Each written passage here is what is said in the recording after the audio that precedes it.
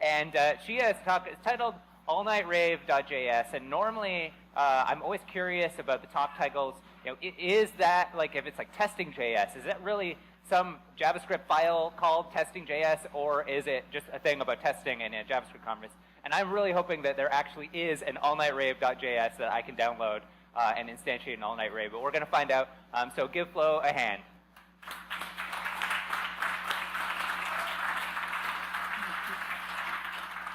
So, hi. So there is not, unfortunately, an AllNightRave.js you can download yet. But yes, I'm Floh, and although I live in Montreal, I'm actually from Costa Rica. So any Canadianness you hear in me is strictly acquired, and it means that you, too, could acquire Canadianness if you just hop over the border for long enough. So I'm here to talk to you about partying. I'm going to teach you about fun. Okay, no, not really. But basically what I'm going to talk about is about, like, letting your friends drive you to discover new technologies and do some cool stuff. So just a little quick word of warning. There will be strobes in this presentation because it is about raves, so please be aware. So yeah, so parties, right? Parties are awesome, and everyone likes dancing, and dancing is cool. And so I have found myself in the past few years surrounded by a group of friends that organizes parties. And specifically, they organize sort of like warehouse parties that go from like 11 until 7 in the morning and involve lots of like very loud electronic music on fancy sound systems and like visuals projected on the walls, sometimes like lights and stuff.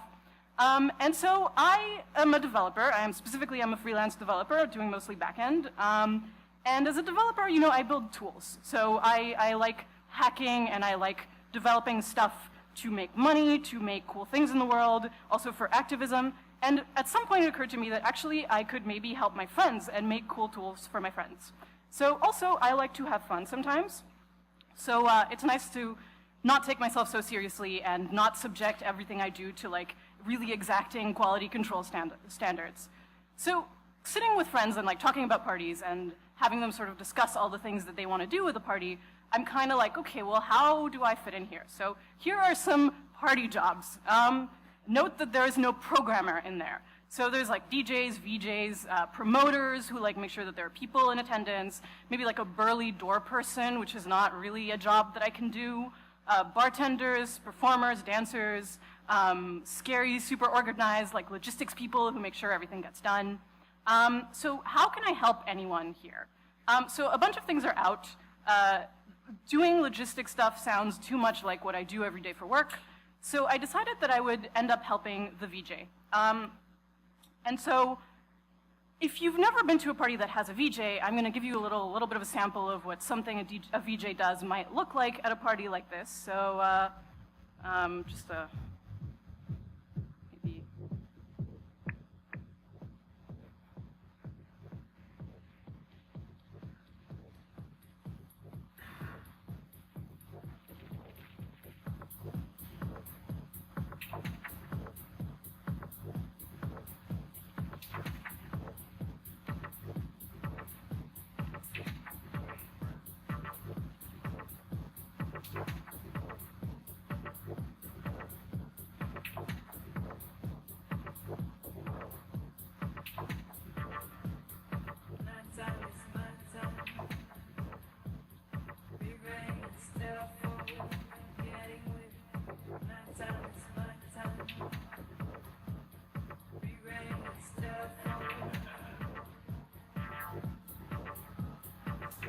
Okay, so you get the idea.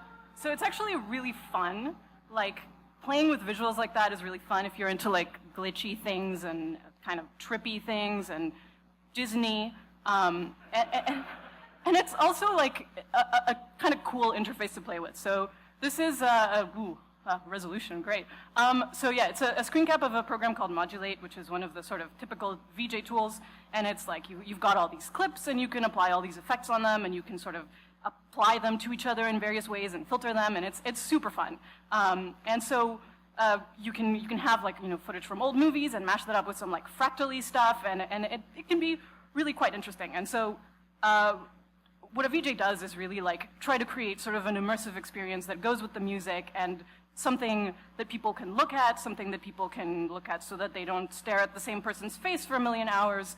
And it can really be like interesting art, in my opinion. So sitting down with the VJ that I was going to collaborate with, we set some goals. And so the first goal that we set was that we would try to have some interactivity. So we would let people provide some sort of input into what's happening on the screen, you know, within some limits. So this is for a variety of reasons. First of all, like at a really long party, there might be like, you know, a bunch of DJs, but there's only one person doing video. And that person needs to take some breaks. The other thing is that also long party people want to fiddle with something. Because they get restless, they want to do something with their hands, whatever. And also, like, it's just cool. Like, interactive visual stuff is often sort of more the domain of, like, galleries and, like, kind of highbrow stuff that isn't very accessible, and it's nice to bring a certain kind of art to folks who maybe wouldn't otherwise ever see it. The second goal that was more sort of for me was to have a little bit of a mad scientist lab where I can try new technologies and have some fun, learn new things. So, like I said, I'm mostly a backend developer, so there's a lot for me that I don't know about, like, the visual side of things, and I don't necessarily want that to continue being the case. So, stuff about animation and visualization is really cool to me. So, but the first thing that I did was I tried to do some hardware hacking, and that actually was kind of a disaster. So what I tried to do was I tried to make a MIDI controller to control modulate, and it involved like some shaving of yaks and some reinventing of wheels, and I could have done it like probably pretty easily with like a store-bought joystick or remote that I could have like, you know, kind of taken apart and put inside like some sort of thematically appropriate object, but instead I was like, okay, I'm totally gonna do this thing where I get an Arduino and an accelerometer and a Swiffer base because it like pivots, and I'm gonna write some kind of mystical Ruby code to translate like serial into MIDI, and this is gonna be great, and I feel so smart, and then it was a total disaster, and my demise was ultimately duct tape. So I got there to set up for this party, and there were a bunch of people setting up, and there was a little bit what's going on here with like taping with wires, and it turns out that my beautiful, amazing invention was pretty fragile, and the taping down of stuff actually completely broke it. And so then I spent like, you know, like an hour of a party being like, ah, fiddle, fiddle, fiddle, fiddle, trying to fix it, and it just did not work. So that was sad. That was very tragic. So I decided that the physical world is a little too difficult, and I would go back to software, which is what I am comfortable with. So in that realm, what I decided to do was I decided I would play with processing. And processing, in case you've never heard of it, it's an open source programming language that comes with an IDE. It's built on Java, so it's, I think, a processing sketch, which is like what you call a processing program, is essentially an extension of a Java p-applet. And the cool thing about it is that it's like pretty easy to learn. The IDE is very simple. It gives you like instant feedback. The processing community is like really engaged in software literacy and code literacy stuff, which is really cool to me. So it's a good tool to have if you like teaching people to code, which I do. And the other really cool thing about it is that it's been ported into JavaScript. So there's processing.js, which is a port by John Resig. And I know that there are lots of libraries in JavaScript for doing cool stuff with the canvas, and there's like lots of things going on, but the sort of the duality of processing and also the community behind it is really appealing to me. So it's also like kind of high profile in some ways. There's like, if you go to processing.org, you see all these like art shows with installations that have involved processing, and also like this kind of cool music video by a band called Fantagram. So I'll just show like a few seconds of that.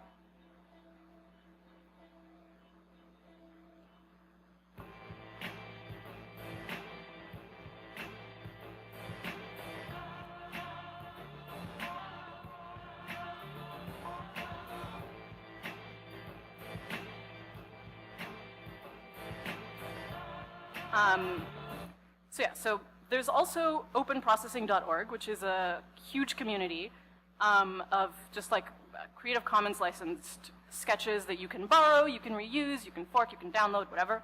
And there's some really cool stuff on there. Like if you just go on openprocessing.org, you can spend like your entire night just like playing with little doodles like this one. Okay, I'll be posting this online so that everyone can see the sources that I've used. But yeah, so that's pretty cool. Here's another one. Whoops, sorry about that. Hello, are you working? Damn it. Anyway, there's a bunch of them, and they're not, okay, there we go. So that one's a little bit in theme with the cephalopods that have been going around this conference. There's a lot you can do with processing, and I am not here to show you my programmatic Mona Lisa. I'm really not there yet. When I get my first solo show at MoMA, I will tweet it, so you should probably follow me. But yeah, so not there yet at all. I'm telling stories, not showing you crazy cephalopod art. So basically the other thing that I wanted to do, aside from use processing, is leverage the internets, because I love the internets and I work with the internets. And also because if you go to a party, half the people there are staring at their phones, and that's essentially a controller, right? You can use that phone for people to do stuff with it. So I decided that I would use Socket.io, which I have sort of come to think of as my many-tentacled pet, which kind of catches signals and does something with them. So if you've never used Socket.io, it's a library for real-time communication. It uses WebSockets and other protocols, and it's event-driven and just very simple. It has a client and a server library, and they look very similar to one another. So if this is basically Socket.io. Well, I guess there's some brackets missing at the bottom, but more or less this is Socket.io. And you basically do socket.emit, and you do a socket.on, and this could be a socket.emit on your client, just someone clicks a button, and an event is emitted, and then you kind of catch it on the server, do something with the data, save it, or whatever. Or it could be the other way around, where you emit an event on the server, and then you catch it on your web page, and you do some magic on the page. So my proof of concept looked a bit like this. There's a Socket.io server in the middle, and damn it. So there's two clients. There's an asymmetry there. There's the sort of the partier client, which is what everyone's going to have be able to access on their phone. And then there's a second client, which is a processing sketch. So here is my super basic proof of concept. There's a little controller tab, and then there's the sort of play, bro. Why are you not playing? Okay, there we go. So basically, there's these little weird clouds that are flashing, and they're sort of a visual representation of every person that's connected to the server. And the person who connects gets these triangles where they get to pick a color, and you click on the color, and the little thing in the processing sketch changes color. Yay, okay. So we've got a Socket.io server, and we've got the data that's flowing through Socket.io going into a processing sketch. So I'm just gonna very quickly walk you through how that works. So the basic anatomy of a processing sketch is that you have a void setup where you initialize some stuff, background color, size, that sort of thing. And then you have a void draw, which is called generally 60 times per second, and it puts things on the canvas. And in this case, we've got a very simple sketch taken from a pretty cool book that just draws these sort of circles that end up looking like a fractally cloud. So we've got a processing class, and we're going to have one of these clouds for each of the users. And the main thing that we care about here is that you can change the color with that function. In terms of the main sketch setup, we have a hash map with a bunch of cloud objects and these random nicknames as keys so that we can access each individual cloud object. And basically the rest of the code kind of looks like this. Every single piece of it says hello, it changes color, and then says goodbye. So the hello happens when a client connects, and the goodbye happens when they disconnect. And then there's a button where you click change color, and then it goes to the server, and then it goes to the JavaScript code on the client, and then it goes to the processing sketch, and then it goes down to the processing cloud class. So basically everything is doing the same thing, but what's cool about it is that they all talk to each other. So in the sketch, we've got these methods for add partier, remove partier, and change color. In the client, we're doing some connecting and disconnecting, and then we're also selecting a color. And we're emitting that with the socket emit, we're passing the color. And then on the server, which is basically this is a little Heroku app that took 2 seconds to make, and it's just it's a node with Express to serve some public, some static files, and socket.io, and that's it. It's assigning a random nickname, and then it just receives those events and emits them further. So then the other client basically this is how you include processing inside your HTML document. You've got a canvas, and it has a source, which is a processing sketch, and then you instantiate the processing instance. You've got a processing instance right up there, which uses that canvas element, and then you can actually just like call methods on that, which is pretty cool. So basically, what you're doing inside those JavaScript functions is you're calling these processing functions that we discussed earlier. So that's excellent. You're just mixing and matching, and it somehow magically works. Thank you, John Resig. Processing.js is really cool. So now that we have that, so got to think a little bit about like, okay, this is a party. How do we optimize a UI for partiers with short attention spans? And at that point, what I decided would be the easiest thing to do is motion. So it turns out, and this is actually something that I didn't know until very recently, go figure, you can access your phone's beautiful, wonderful accelerometer with JavaScript, and you can use those values, and you can emit them to socket.io. So essentially, what that code is the result of me sitting there with my phone and kind of going like this, and being like, okay, this is a little slow, and assigning some values to multiply the x and y acceleration by, and then I'm emitting that, and then everything looks the same as it did before with the color. We're just like catching that on the server, and then eventually it's ending up in this processing code, which just moves a dot around the screen. So, the other thing that it does other than move is make sure that the dot doesn't move too far off the sides of the canvas. So from there on, what you can do is you can actually mix some JavaScript in your processing, which is, that just gets really trippy. And then at that point, you can reverse the flow of how the socket.io messages are going through. So I'm calling a function called boom, and what that boom function is, which you can't actually see up here, is it's just doing a socket emit collide and the nickname that's assigned to this class. So basically, eventually, when that message gets passed along to the client, we're going to do some horrible things because YOLO and because drunk people and because I missed the blink tag, we're just going to strobe the controller. So I was told that for my first talk ever, I should not do any live demos, so I'm not going to. So instead, you're going to watch me kind of painfully try to hold my cell phone to film myself using a controller, which is not something that I was warned was also awful. So I'm sorry. I blame my advisors who failed me.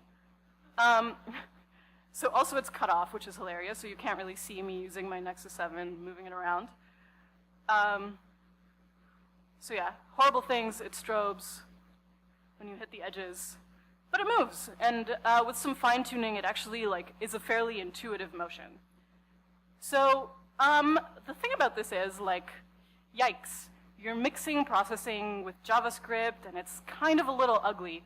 And also, maybe you are all JavaScript developers, and you think that the word void is something creepy that is best left alone. So you actually can just skip the void. You can just write JavaScript. And the beautiful thing about processing.js is that you can just access the JS directly. So your processing sketch can look something like this.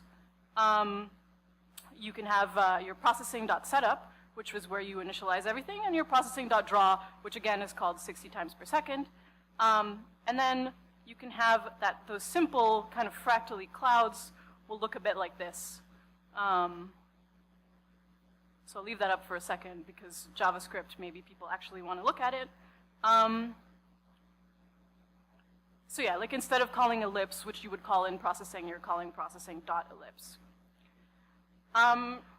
So one of the things that happens with processing.js is that it can't do all of the things that processing can do. It has some limitations. So the thing is, though, that we don't really care about the limitations, because if we're doing stuff in JavaScript, we've got everything else that JavaScript has to offer, which is a lot. So I was gonna, at this point, show some stuff involving video and media manipulation stuff that you can do on screen, but I actually swapped that out last night because XGIF. So actually, I'm just putting that in because it's awesome, and because this whole thing that I'm doing right now is all about like learning how to use new technologies. So it turns out that there's very little to learn because XGIF just works magically. So thank you. So at this point, the body of my HTML looks like this. And then there's some like CSS that goes on so that you can position a transparent processing sketch on top of some GIFs and match it. The BPM is matched to the track that I'm going to play over it. And then I'm doing some very simple like jQuery, like swapping out the source of the XGIF and also allocating some sort of length. And here is an awkward demo done in my hotel room late last night, which looks like so. And there's a dot, which I am moving. Whoa! The dot can change colors, guys.